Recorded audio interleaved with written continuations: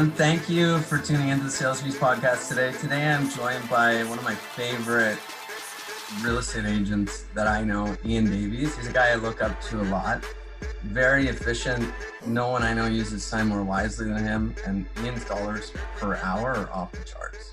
So Ian, looking forward to hearing about what you do and how you do what you do on a daily basis. Awesome. Can't wait. Well, Ian, why don't we get started? We'll talk a little bit about your career path and how long you've been in real estate. So I just flipped over my 8th year in real estate.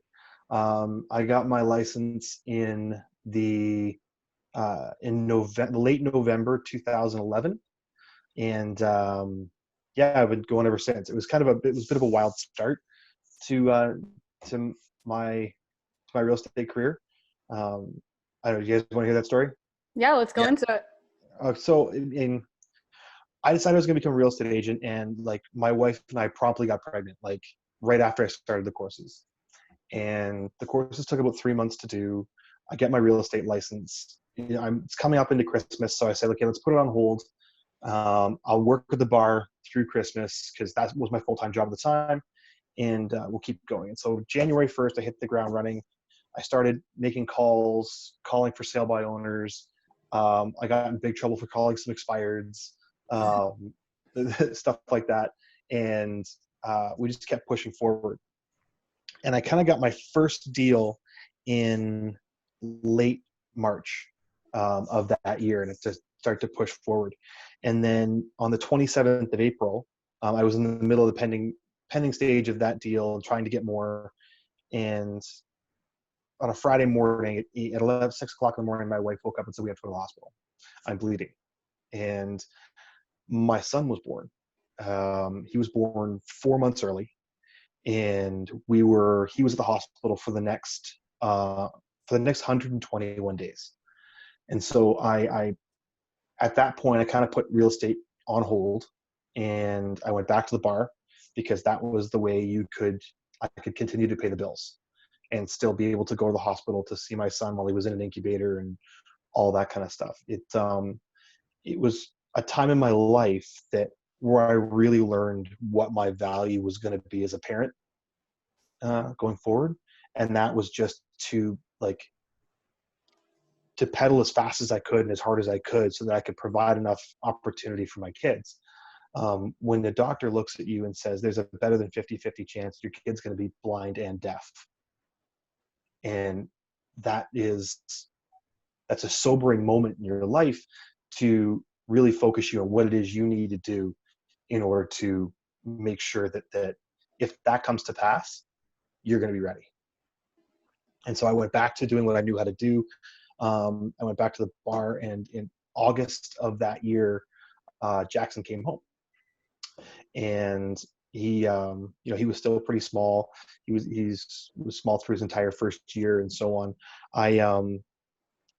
So in September of that year, I went back into real estate, and I got like 6 quick deals, and it was both the best and the worst thing that had ever happened to me. I got these 6 quick deals, and I'm like, I've made it. It's more money than I've ever seen in my entire life. And I could literally remember thinking to myself, like, let the money start rolling in now, guys. I can't wait. This is going to be awesome. And I didn't sell another thing for the next 8 months. And that was the first time I nearly went broke doing this job. And that's when I still saw it as a job. I didn't see it as a career. I didn't track my numbers. I was very entrepreneurial. I was doing a lot of things that I shouldn't have been. So fast forward to the end of that 8 months, and I'm moving from the small independent that I started at to Keller Williams. And I'm starting to learn the skills around time blocking and self-improvement and the mental fortitude that you require in order to be good at sales, and the perspective you have to be a good steward of other people's money and to be a good steward of your own business. And so I got there. I got some help from some senior agents that I will forever be grateful for.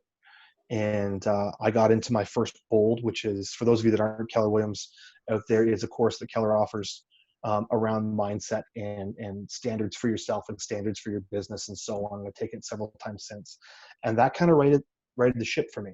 I did 22 ends next year, which we're in a fairly high price point area here in Hamilton, Ontario, and so that was a fairly handsome living for me at the time.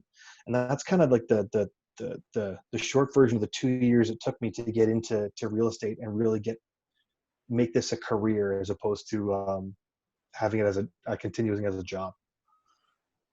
That's awesome. Now, there's a couple things I want to hone in on there.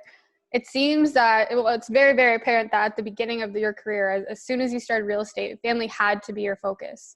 And that's what you made it to be. That's your overall goal. Now, you talked also about being entrepreneurial. How has focusing on family and also going from entrepreneurial to purposeful helped you grow your business over the last 8 years? So, I mean, let's start with being from entrepreneurial to purposeful. Mm-hmm.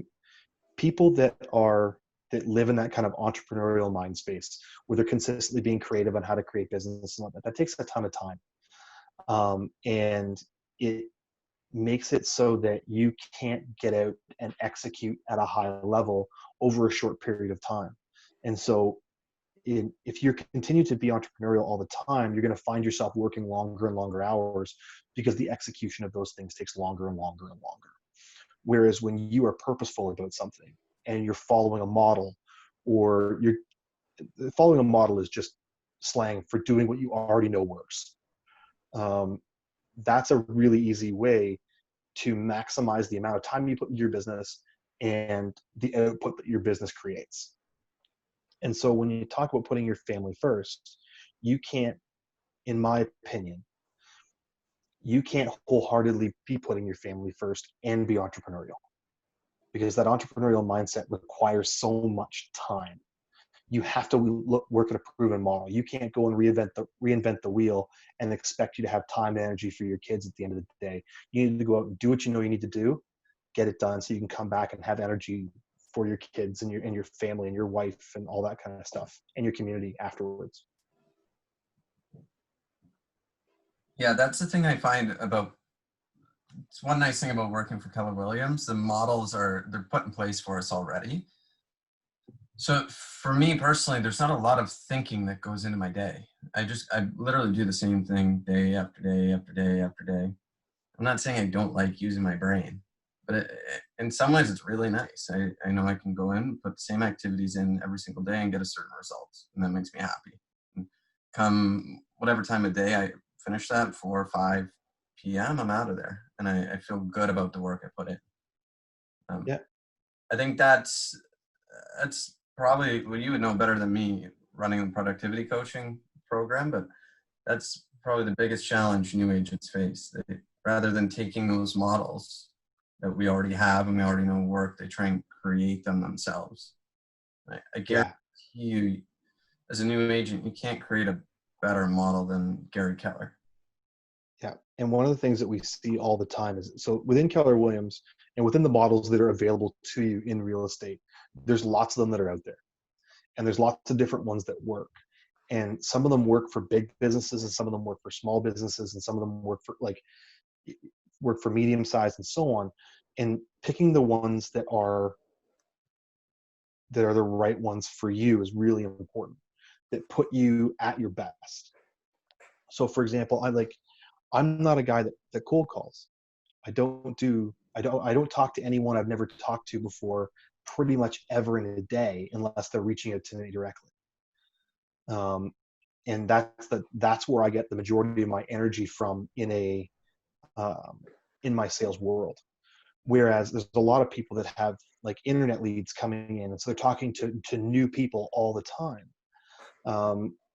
There are models that you can follow for each one of these things, and you can know how much money each one's going to cost and so on, so you can set yourself up for success. One of the biggest mistakes I see new agents do is they dump a whole bunch of money into kind of advertising type activities, advertising online, bus benches, websites, even business cards. Like your business card is just your name, your phone number, email address, and whatever regulatory thing needs to go on. It doesn't matter what it looks like, so long as those things are on there. And you end up spending a whole bunch of money that you didn't actually have for a return that may not be there. Whereas they could have called their mother and gotten 3 referrals tomorrow. Or even to add to that point, Ian, like the return on investment cannot easily be tracked in those aspects. Usually, No. like you said, the bus ads, that kind of stuff. How are you going to track that ROI? Yeah, and it's like, I mean, working with your sphere has its own problem with tracking ROI because of costing you. Mm-hmm. Like just showing up for the people that you care about in a capacity that you care in a professional manner and being good stewards of their money and their situations, it has no actual cost to it. It only has value. And so calculating ROI in that kind of business, I would sooner see you calculate a return on time. So if it takes me 10 hours a week to book 3 listing appointments that I convert like 90%, because half these people are like, they want to have a beer afterwards. And they already trust me and they already know me. That's a better return on time than having to crush through 3 hours of online leads all the time. And that's my business. You can create a business on online leads. I'm not saying it's a bad thing. All I'm saying is that, like, let's pick the right one for you that fits your lifestyle. That's awesome. Can we talk about, I guess, how you manage your time? It was 3 or 4 months ago, you sat down in our office, and I was probably 2 weeks out from having a baby at that time, and you looked at me and said, your priorities are going to drastically shift whenever this kid arrives. And I didn't believe you. I believe you now. And it's amazing the kind of clarity having children can provide.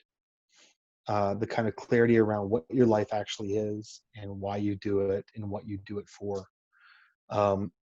So when I was, like, call it 28, like 27, 28, I wanted to be a millionaire.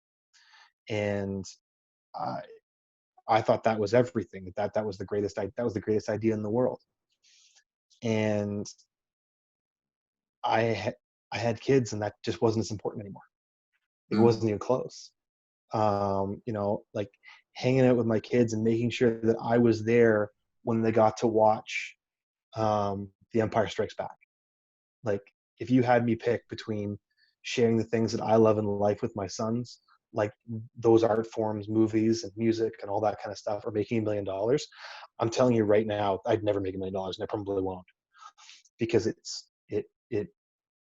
fundamentally changes how you look at the world. And so how I organize my day is them first. I do both pick up and drop off from school. I typically don't go out for appointments until after they've gone to bed. And that's how I work my day. So a general day for me is, I will get up, and Mike, you will be able to test that I have limited success with this, getting to the gym at 5:30. Sometimes I make it, sometimes I don't. It is my intention to get better. But by 7:00, we're all up, we're ready, we're dressed, we're downstairs, we're having breakfast. We're doing kind of the education stuff with my kids right now, because they're school age, doing spelling and math and all that kind of stuff. And then we head to school at 8:40. And at 8:40, we walk to school. I drop off. I stay there until the bell rings. And then I walk back to the house. I get in my car and I drive to the office. I'm usually at the office by about 9:30. And typically I say my hellos, and I get started on what I have to do that day. And so I'll have follow-ups scheduled for that day, follow-ups on different pieces of business that are in the pipeline. I do the pipeline stuff first every time. One of the things I learned far too late in my career is that follow-ups are more important than prospecting.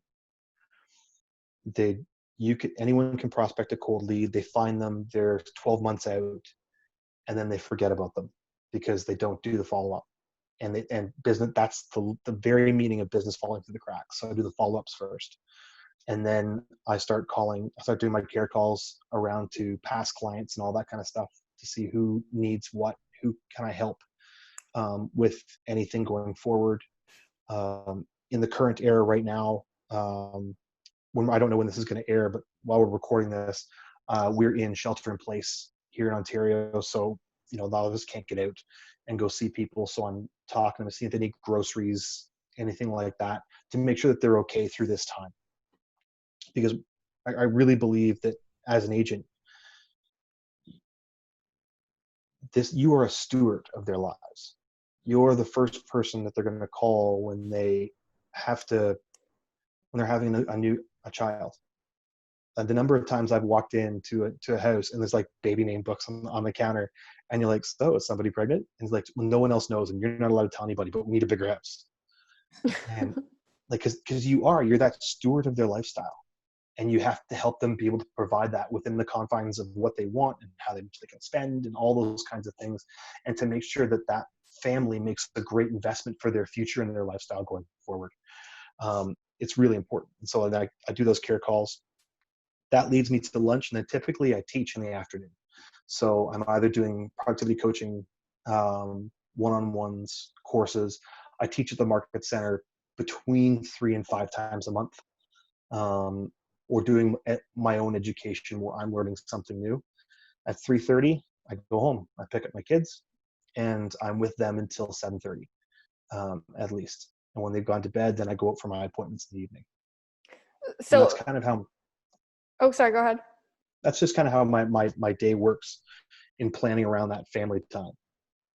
Yeah, I just wanted to quickly touch on, like, you mentioned the productivity coaching aspect of your life. Obviously, you're very involved with your business, with your family. I know productivity coaching and a few other items are at the top of your list. Can you explain what productivity coaching is for those that don't know, and what goals you've set for yourself and the people that you're helping? Well, so what productivity coaching is that when an agent comes in and they are either in a scenario where they are new to the business, or they're looking to relaunch a career, or they're just looking to tighten down the screws so they can really make it to the next level. My job as a productivity coach is to help give them the skills and accountability they need in order to move into that next level of their career. And so we have a group of 25 right now that we work with. We do both one-on-one and group coaching, and we set targets for them. And one of the things I've also learned throughout my time as a real estate agent is I can't give anyone their targets. They have to know what they want for themselves. And so my job is to facilitate them getting there.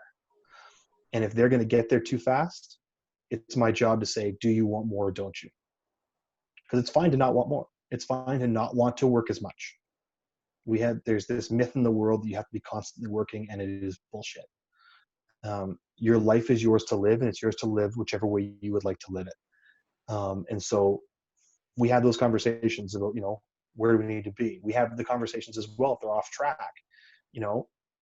What do we need to do in order to get us back to where we want to go? It is my intention to have a career worth having for every person in this program within a year. And what does that look like? Let's dig a little deeper. You said everyone has different targets, everyone has different goals, but how would you measure the success of your program if you see the people meeting those targets? It's a binary thing. Did you meet it, or did you meet your life goal, or didn't you? Lots of people come to me and they say, I want to make $100,000. And that is kind of this crazy catch-all for real estate agents when they first start in the business. And they don't always understand. Well, they don't know what they're going to do with the $100,000. So what does that mean to you? How do you, money is only good for the good that it can do. So what is the good that you're going to do with this? And when you ask them that, sometimes you get blank stares.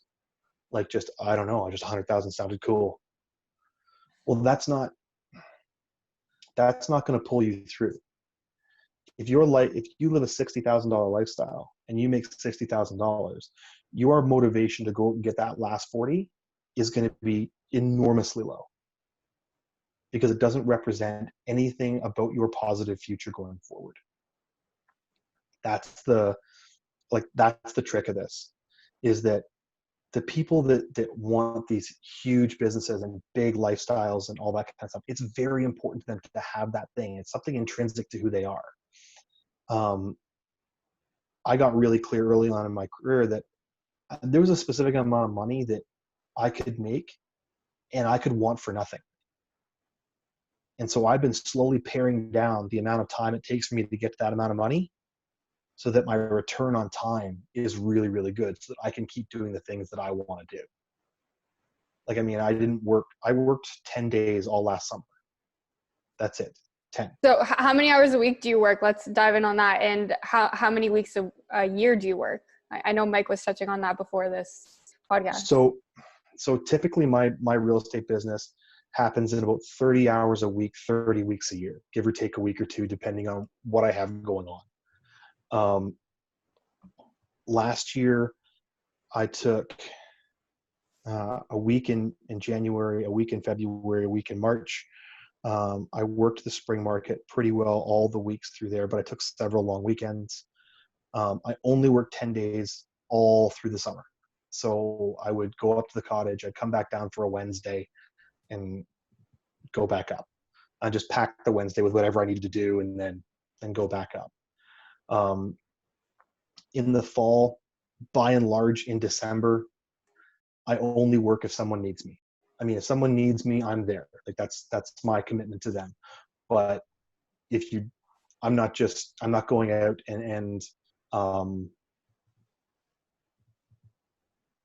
wishing people a Merry Christmas in 2 hours a day, and then I'm going home to hang out with my family, sip eggnog by the fire. That comes out, I was just looking at it, 30 hours a week, 30 weeks a year, that's 900 hours. I'm probably at 50 a week, 48 weeks a year. I'm at 2,400 hours a year. Yeah, and you see, for me, one of my great mentors, Glenn McQueenie, once said that in this business has no correlation between how much time you put in and how much work you will do. Mm-hmm. Because we all know somebody that puts in 2,500 hours a year and makes nothing. And then you all know me, I work basically what is now part-time on my real estate business, but I pull in a full-time income. Yeah. I do think there's an important caveat here that at this point in my career, when a person hires me to help them sell a home or buy a home, you're not buying my time in. You're buying all the years of experience, the educational training, the technology, the things that I have built to be able to sell your home quickly, efficiently for top dollar. You're buying my relationships with other agents. You're buying all those things that I bring to the table. And a lot of that seems, because so many people work in a dollars for time kind of world, it always needs to be said, like, that's not the way we work. You're paying for my skill set. And the network and apparatus that I have built in order to be a great salesperson. It's the same as you want to hire the best doctor, the best lawyer. Sure, the surgery might only take half an hour, but you're not paying X number of dollars for half an hour. You're paying for the 10 years where he learned how to do it. Exactly. Yeah.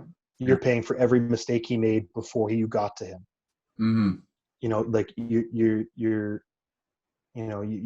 paying for experience. I think that's an important thing for people to understand when they are getting into this business, that you need to build that skill set in order to be able to say, I'm worth this, and I make this, and this is how I do my job. I can't count the number of times I've been able to walk into a house that somebody found on realtor.ca. We walk through it and I'm like, guys, you don't want this house, and here's why. And what, you save them $50,000 there, and I'm walking away from a sale. Yeah. And like, those people are clients for life. Didn't take me any time in that moment to find that problem. Mm-hmm. But it took me years to know how to identify that. Mm-hmm. That makes a lot of sense. Next, I know you have an interesting perspective on where you think our industry is going, and I think it's a very optimistic perspective and one that makes a lot of sense. Can you tell us about that? You told me about it. I think it all started at the gym the one day last year. Yeah. You guys in the gym, eh? That's where all Yeah. your conversations happen. So Yeah, it's between sets of bench press. Um, so we have an industry that is aging, and fewer and fewer people are getting into this profession that are under a certain age. Almost everyone that gets in, this is a second career, and so they have done their time at in public service or in some other avenue, a police officer, so on, the steel company or whatever. And then they got the real estate license, and this is what they're going to do in, while they're 50, 55, 50, 60, going forward. And what we know is, because the average age of a real estate agent right now is significantly older than the average age of the working population, more and more of these people are going to begin to retire, or at the very least, going to begin to not sell as many homes, just not work as hard. And so the demographically speaking, this is a young man's game today. And I don't mean a young man's game; it's a young woman's game. But that also, I know it's a little chuckle there, but that also needs to be said as well, because I firmly believe that the future of this industry is going to be skewed heavily female. And I can explain that in a second, but from an age standpoint, the people that are here and have another 15 to 20 years in this business are going to find themselves with significantly fewer agents and significantly more homes to sell and significantly more families to help. So in the Golden Horseshoe area, we know that we need dwellings for another 1 million people over the next 15 or so years. And we're not building nearly that many. We know that we haven't had a significant increase in the number of realtors come into the business in Hamilton and Burlington in some time. As a matter of fact, with the current COVID-19 scenario, we're looking at a larger exodus of realtors than entrants. And so what's going to happen is as this goes forward, we're going to have more and more homes to sell, more and more families to service, and fewer agents as we push forward. And because it isn't the vocation of choice for younger people, we're finding that this is going to be a young man's game, or a young woman's game. The people that are in their mid to late 30s right now that are doing great things are going to be incredible realtors and amazing success stories going forward. So the people that are setting that groundwork today are going to reap the benefit for 2 decades. It's very, very it's very important that young people in this business reach out and grab this opportunity with both hands and hang on tight, because it's going to go fast and it's going to be bumpy. But at the end of that tunnel, there is a market that looks twice the size of this. And relatively speaking, we have 3/4 the number of agents that we do to service the same number of deals right now. It's a big deal. That's awesome. And That's something you go ahead. The female part of this is that one of the things that we know about real estate right now is that women are significantly underrepresented in this profession.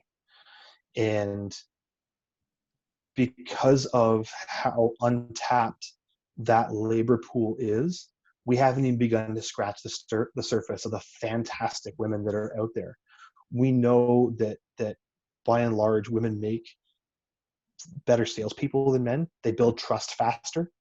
And so I think you're going to find that as this moves forward and as more women choose this profession, and as they begin they begin to assert themselves in the profession, that we're going to see some real gems come out of that, and some really big businesses, and some people that are very innovative and very driven. And I think it's just been yet to be uncovered. Like, we haven't even scratched the surface of how deep that skill pool is.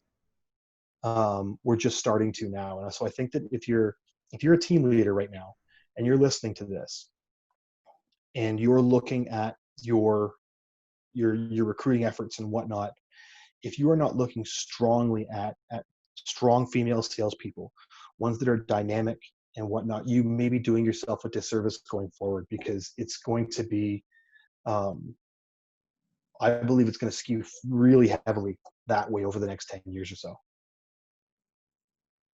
It's really interesting. Women build trust faster than men, but it's so. I know that sounds like a generalization, but there's good data to prove it, that it just happens that way. Yeah, it's so true when you say women are underrepresented, at least in this market where we operate. Like, Anna, you're probably one of the women I know that's absolutely crushing it. We just interviewed Daniela a couple weeks ago. She's another one. Who else? I know there are others, but relative to the men, that group is very small. I would say it's definitely predominantly male and pretty evident, even though I'm like fairly new, even when I'm doing deals and stuff.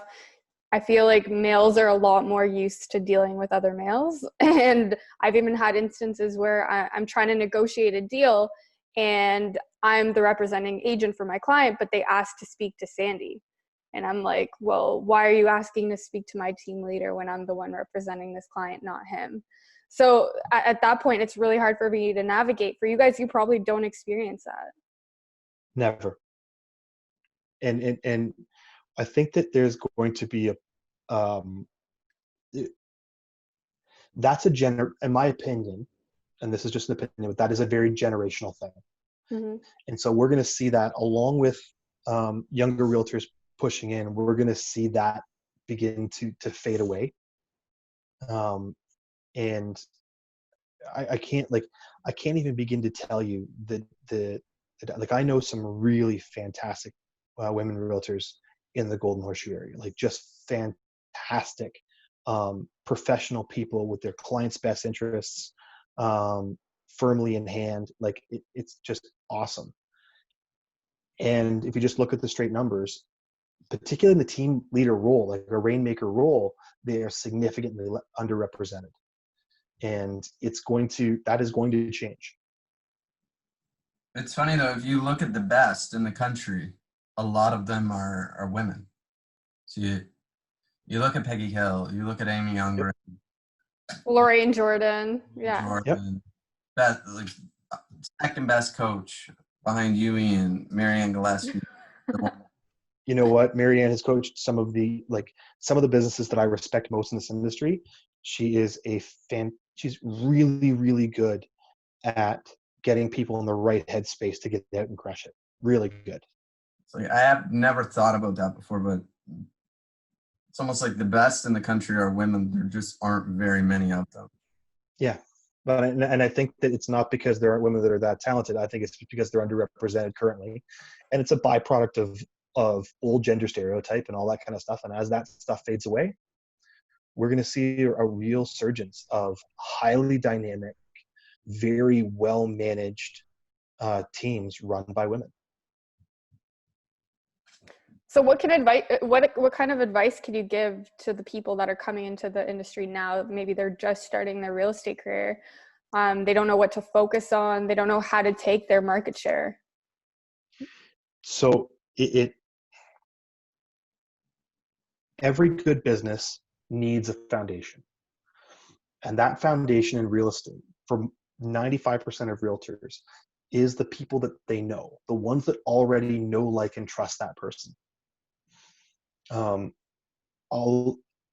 this is one of the places where I get the most pushback as a coach, but it proves out again and again.